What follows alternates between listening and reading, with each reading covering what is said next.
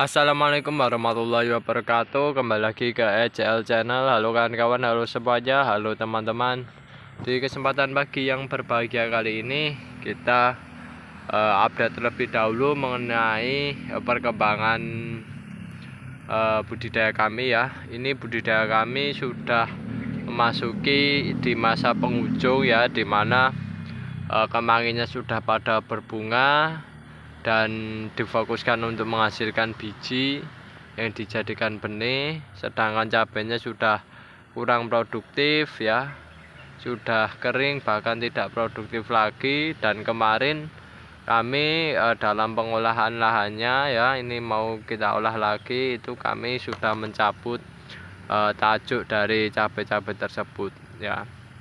Dan di kesempatan kali ini kegiatan kami di pagi yang berbahagia kali ini, rencana dan target kami itu untuk pagi ini adalah melakukan pemupukan pada tanaman kemangi yang sudah dipanen. Nah, bagian sana itu kan tuh.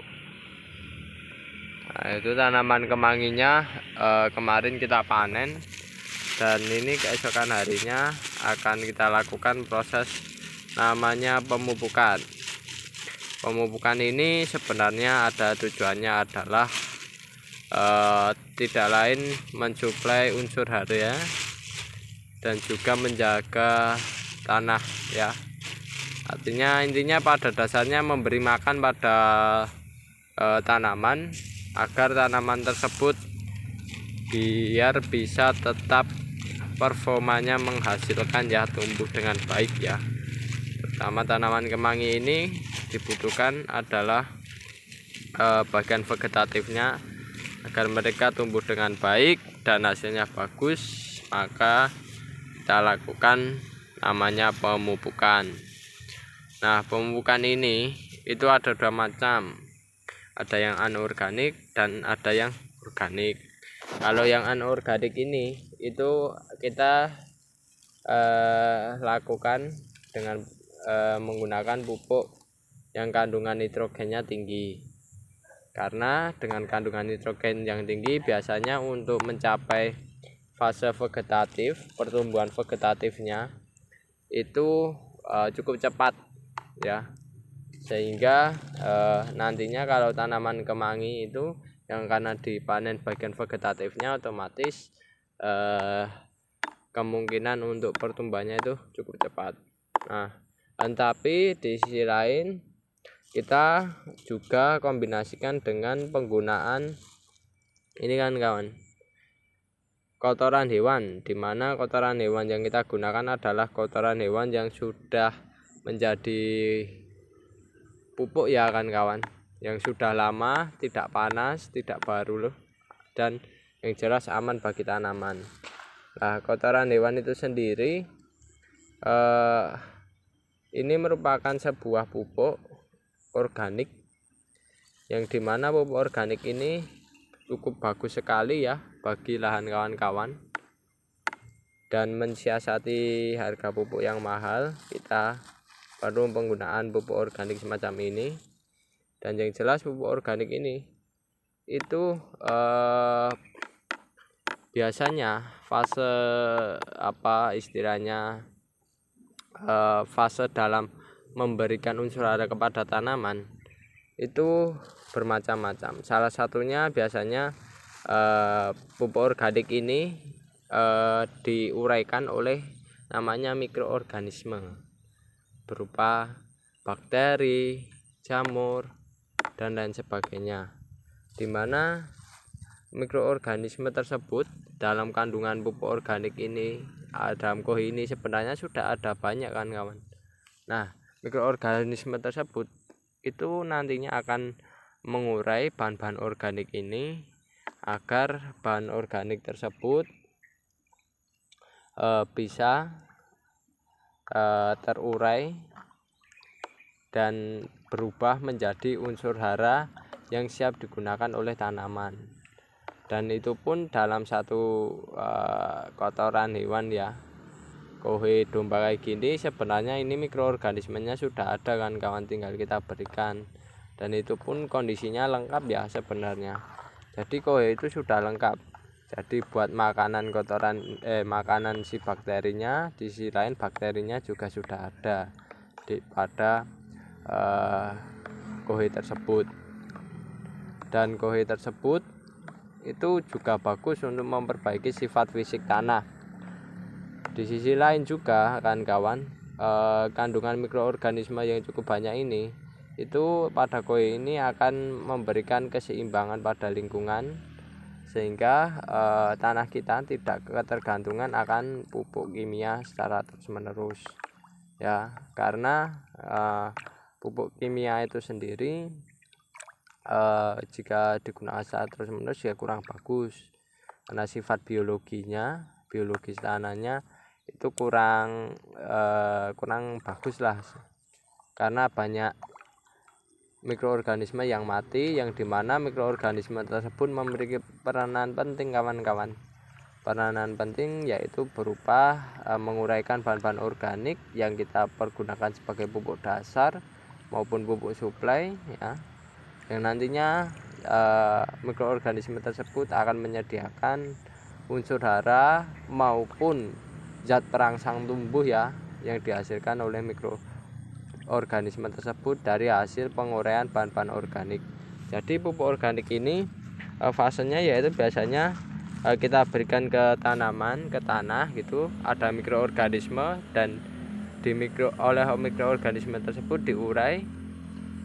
Hasil penguraiannya tersebut biasanya itu siap digunakan sebagai unsur hara tanaman, dan yang jelas nantinya ketika sudah siap digunakan unsur hara tanaman, tanaman akan menyerap melalui akarnya, dan nantinya juga tanaman akan tumbuh dan menghasilkan hasil yang baik juga. Dan ini upaya kita dalam melakukan budidaya ya, agar hasilnya bisa maksimal. Kita dalam pemupukan selalu berikan pupuk organik semacam ini kepada tanaman-tanaman kita kawan-kawan, agar hasilnya biar maksimal.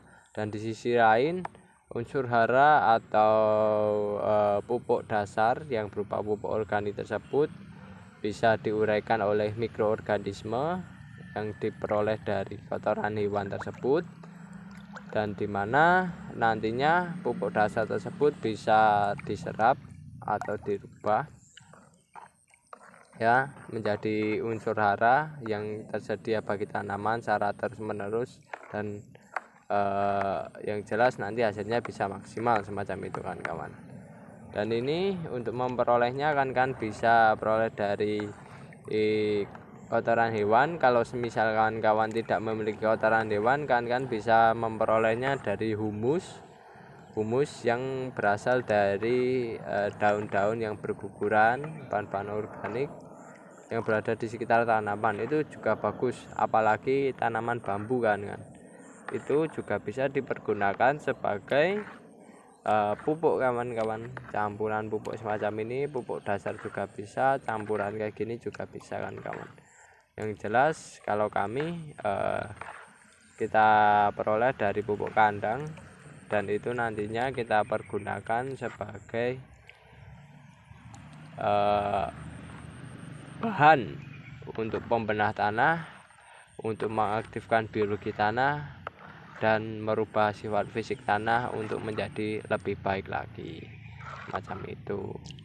Nah nantinya kalau sudah tercampur merata kayak gini, tinggal kita aplikasikan, dan itulah manfaat dari penggunaan pupuk organik.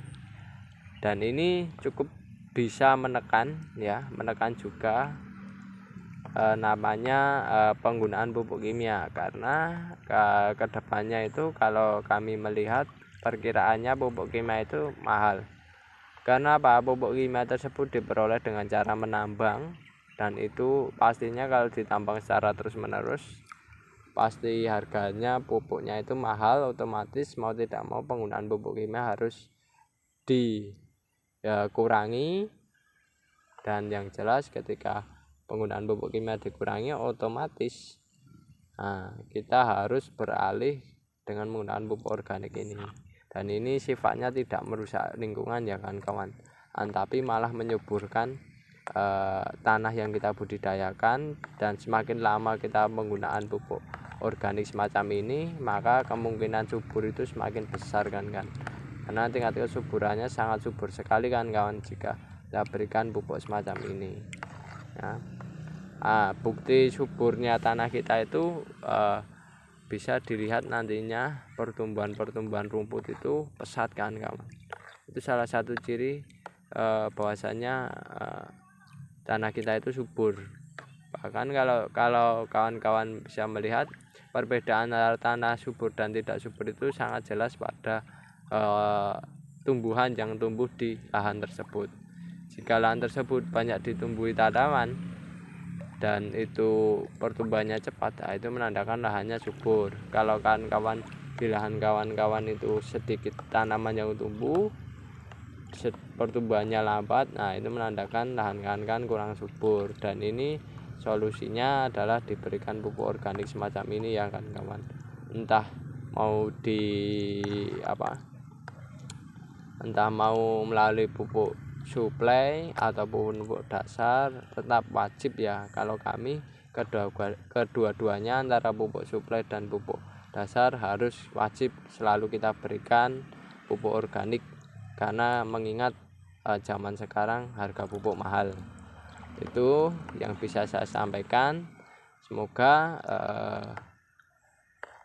apa yang saya sampaikan ini bermanfaat bagi kawan-kawan. Jika ada kekurangan maupun kesalahan dalam pembuatan video kali ini, kami mohon maaf yang sebesar-besarnya. Saya akhiri, wassalamualaikum warahmatullahi wabarakatuh.